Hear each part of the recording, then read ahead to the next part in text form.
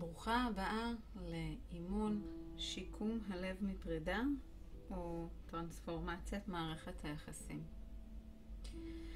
באימון הזה אנחנו רוצים להתגבר על כאב שנוצר בעקבות פרידה, בעקבות ניתוק של איזשהו קשר שהיה לנו, והיום מסיבה כזו או אחרת נוצר ניתוק בין הקשרים האלה.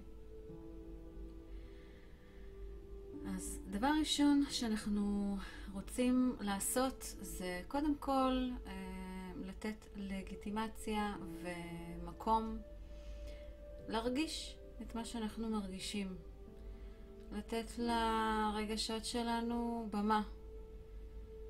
אנחנו חווים איזשהו רגש מחווץ, ויש לנו נטייה לרצות ישר להיפטר ממנו ולא להרגיש אותו, וזה הגיוני, אף אחד לא אוהב להרגיש שכואב לו, בין אם זה כאב רגשי או בין אם זה כאב פיזי. הטבע שלנו זה הימנעות מכאב, וזה לגיטימי. מה שאני מציעה זה דווקא כן לתת מקום לרגש הזה שעלה בעקבות הפרידה, כי כל מה שהוא רוצה זה להישמע ולהיערות, ושניתן לו מקום, כי מגיע לו, כי הלב שלנו נפתח, הלב שלכם נפתח, הוא היה מספיק פתוח בשביל להגיע למצב שאולי נפגעתם, ובואו רגע ניתן לו כזה כבוד ללב שלנו על זה שאפשרנו לו להרגיש, אפשרנו לעצמנו להרגיש, על זה שהוא נפתח והעניק מהאהבה שלו במקום הכי טהור והכי פגיע גם. אז בואו רגע ניתן לו ככה את הבמה להוציא ולהרגיש את מה שהוא מרגיש אחרי שהוא נתן מעצמו כל כך הרבה אהבה, אהבה ללא תנאי.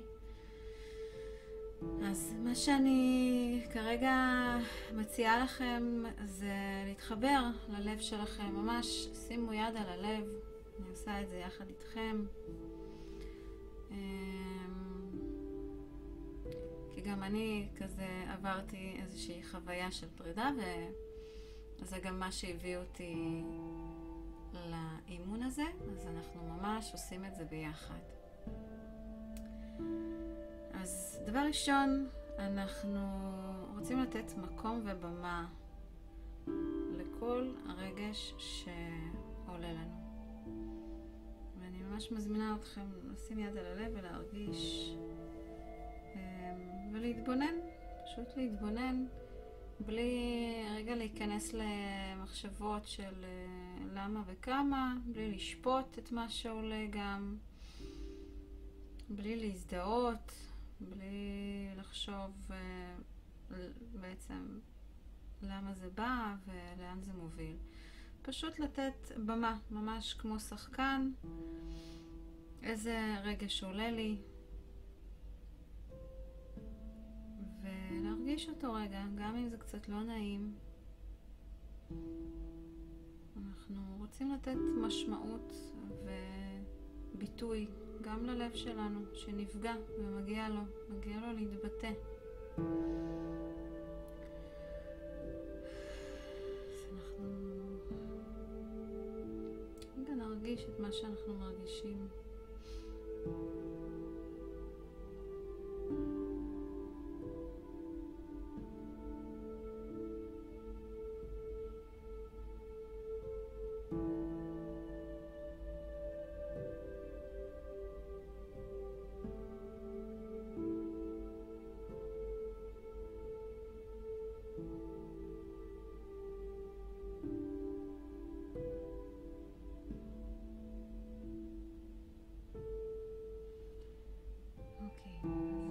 שנתנו במה לכל הרגשות שעולים לנו בעקבות מזמינה אתכם לכתוב את כל המחשבות עכשיו שעולות. כי בעצם המחשבות הן אלה שמייצרות את הרגשות שלנו, ואנחנו רוצים להוציא אותם וגם להם לתת את הבמה, וגם להבין על מה יושב הרגש שלנו, איזה מחשבות מפעילות את הרגש שלנו. אנחנו רוצים רגע לראות איזה מחשבות אלה. אז אני ממש מזמינה אתכם לכתוב כל מחשבה שעולה, פשוט לכתוב אותה, ממש לתת למחשבות להתבטא גם בכתיבה ולא רק ברגש.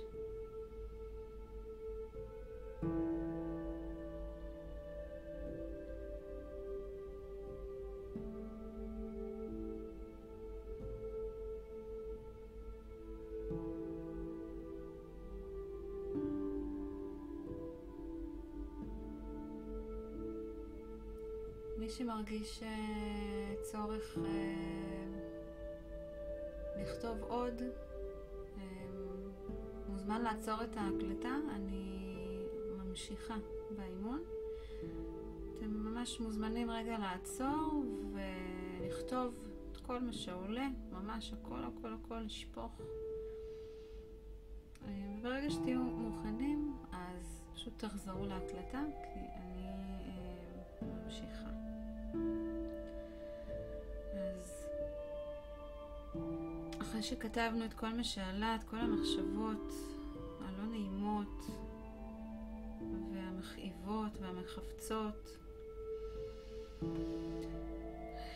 אנחנו יכולים גם לאפשר לכעס. אם הכעס אולי עלה והיה לנו קצת לא נעים לכעוס, לתת מקום רגע גם לכעס, למי שזה עוד לא עלה לו ומי שזה כן עלה לו. אז ממש לתת מקום לרגש הזה ולהרגיש כועסת, כן? גם אם אולי זה לא נעים לנו וגם אם אנחנו מאוד מתחשבים בצד השני, נפגענו ואנחנו, כן, אנחנו כועסים. אפשר לכעוס, מותר לכעוס. והכי כדאי להוציא. אם זה קיים בתוכי, הכעס, לכעוס אותו. ככה, בלי להתנצל גם. זה לא עושה אתכם בני אדם פחות טובים. זה פשוט עושה אתכם בני אדם. יש הרבה למה שעולה כשיש פרידה, והלמה מעלה גם את הכעס. אז אנחנו ניתן לכעס פשוט להיות בדיוק כמו שאר הרגשות שלנו.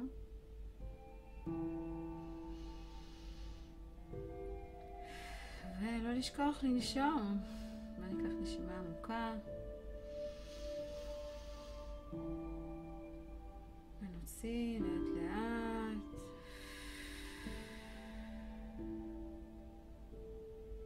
נשימה הבאה אנחנו ניקח אותה והפעם נוציא אל תוך הלב שלנו, אל תוך הלב הפגוע שלנו.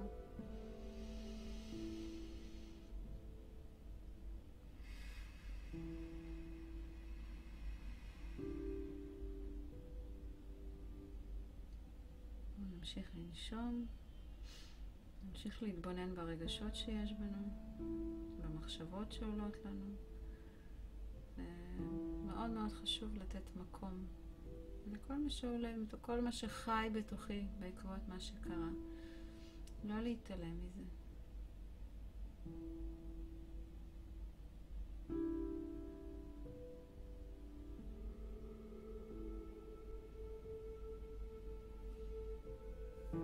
אז אנחנו כרגע נסיים את התרגיל הזה פה, אבל אני מזמינה אתכם להרגיש את מה שאתם מרגישים, ואם אתם מרגישים שיש צורך עוד לתת מקום לרגשות וזה לא מספיק, אז פשוט תישארו פה, תישארו בתרגיל הזה, אל תתקדמו לפני שאתם מרגישים שאתם מוכנים להתקדם לשלב הבא, כי לכל שלב יש את החשיבות שלו לעיכול של מה שקורה ומה שקרה.